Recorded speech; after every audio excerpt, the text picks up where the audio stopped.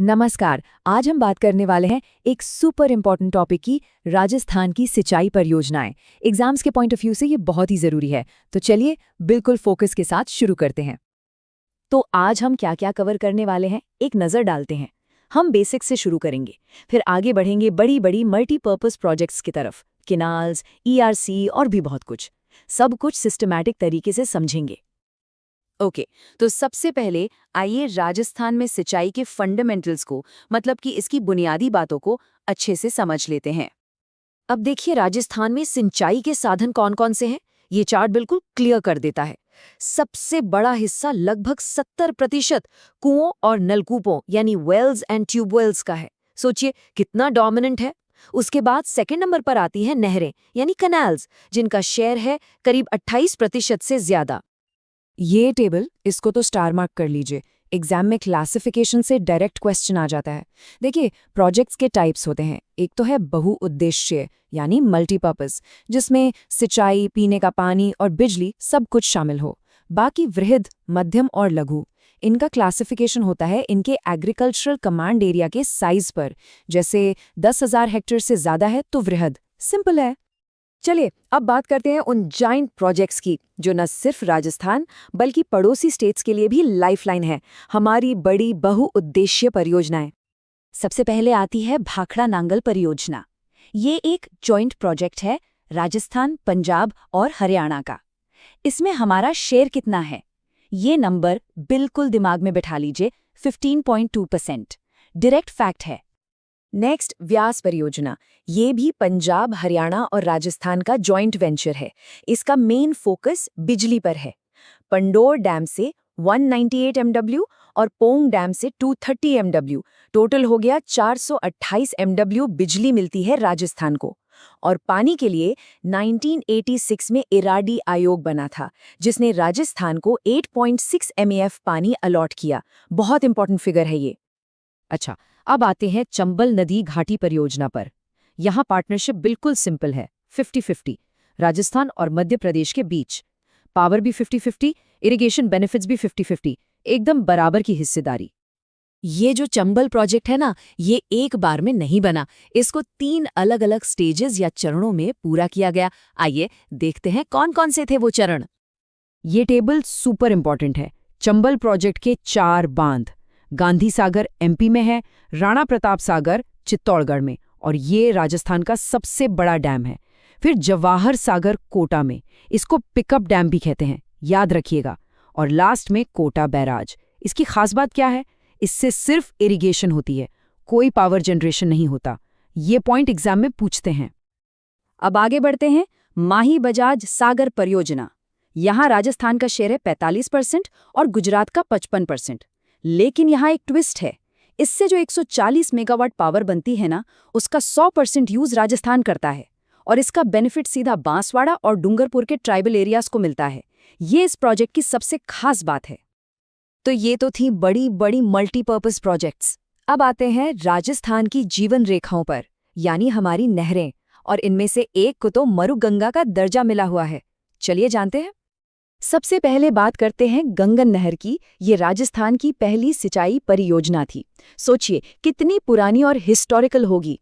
इसे बनवाया था महाराजा गंगा सिंह ने, जिनको इसी काम के लिए राजस्थान का भागीरथ भी कहा जाता है। What a vision. और अब आती है the great Indira Gandhi canal project यानी IGNP। इसकी इंपॉर्टेंस का अंदाजा इस बात से लगा सकते हैं कि गोविंद बल्लभ पंत जी ने इसे राजस्थान की मरु गंगा कहा था, डेजर्ट में गंगा लाने जैसा काम। ये प्रोजेक्ट एक दिन में नहीं बना, कई साल लगे। देखिए इसकी जर्नी। 1948 में आइडिया आया इंजीनियर कुंवर सेन का। 1958 में इसका शिलान्यास हुआ। 1961 में पहली बार पानी छोड़ा गया और 1984 में इसका नाम राजस्थान नहर से बदलकर इंदिरा गांधी नहर परियोजना कर दिया गया। एक पूरी हिस्ट्री है इसके पीछे। और इसकी लंबाई टोटल 649 किलोमीटर्स। जस्ट इमेजिन, इसमें 204 किलोमीटर्स फीडर कैनाल है और 445 किलोमीटर्स मेन कैनाल। मतलब ये इतनी लंबी है कि आप दिल्ली से जयपुर जाकर वापस आ रहे हो, उससे भी ज्यादा। अच्छा, अब इस मेन कैनल से 9 शाखाएं या ब्रांचेस निकलती हैं। यहाँ एक एग्जाम टिप है। इन 9 में से सिर्फ एक रावतसर शाखा लेफ्ट साइड पर है, बाकी सारी 8 राइट साइड पर। ये डिफरेंस बहुत बार पूछा जाता है। अब जहां जमीन ऊंची है वहां पानी कैसे पहुंचेगा? उसके लिए है 7 लिफ्ट नहरें। पानी को लिटरली लिफ्ट करके ऊपर पहुंचाया जाता है। इनमें से कंवर सेन सबसे लंबी है। और हाँ, एग्जाम के लिए इनके नए और पुराने दोनों नाम याद रखने हैं, बहुत जरूरी है। ओके, तो ये तो थी आईजेएनपी की बात। अब आते हैं एक बहुत ही करंट और इम्पॉर्टेंट प्रोजेक्ट पर जो ईस्टर्न राजस्थान की किस्मत बदलने वाला है, ईआरसीपी। सबसे पहला अपडेट, इसका नाम अब बदल गया है। 22 जनवरी 2025 को इसका नाम पार्वती काली सिंध चंबल यानी पीकेसी ईआरसीपी से बदलकर रामजल सेतु लिंक परियोजना कर दिया गया है। और इस नाम में रा का मतलब है राजस्थान और म का मतलब है मध्य प्रदेश। अब इस प्रोजेक्ट के लिए एक ट्राईपार्टाइट एमओयू साइन हुआ है। इसकी सबसे इम्पोर्टेंट बात है फंडिंग। 90% पैसा सेंटर देगा और 5% राजस्थान और एमपी देंगे। सोचो कितना बड़ा बूस्ट है। और इससे राजस्थान के 17 और एमपी के 13 जिलों को पानी मिलेगा। इतना बड़ा प्रोजेक्ट है तो इंफ्रास्ट्रक्चर भी जबरदस्त होगा। इसके अंडर 5 बराजेस और 2 बड़े डैम बन रहे हैं, जैसे रामगढ़ बराज, नवनेरा बराज और डूंगरी डैम। इनके नाम और नदियां एक बार जरूर देख लीजिए। तो अब तक हमने बात की जायंट प्रोजेक्ट्स की, लेकिन पिक्चर अभी बाकी है। इनके अलावा भी बहुत सी दूसरी इंपॉर्टेंट परियोजनाएं और योजनाएं हैं। ये देखिए, ये 8 परियोजनाएं हैं जिन्हें ऑफिशियली वृहद या मेजर प्रोजेक्ट्स का स्टेटस मिला हुआ है और इन पर अभी काम चल रहा है, जैसे नर्मदा नहर परियोजना, परवन, धौलपुर लिफ्ट और भी। अब इनमें से नर्मदा नहर प्रोजेक्ट की एक बहुत ही यूनिक बात है।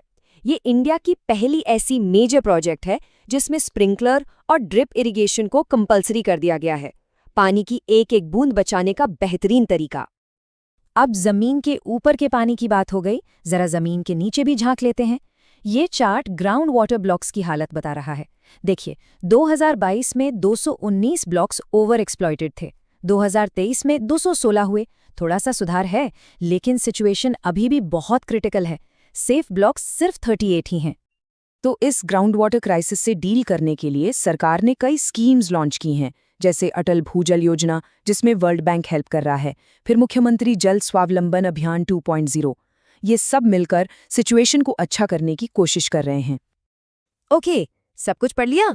चलिए अब एक क्विक रैपिड फायर राउंड करते हैं। ये वो वन लाइनर्स हैं जो एग्जाम्स में डायरेक्ट आते हैं। रेडी? क्वेश्चन नंबर 1, राजस्थान की सबसे बड़ी पेयजल परियोजना कौन सी है?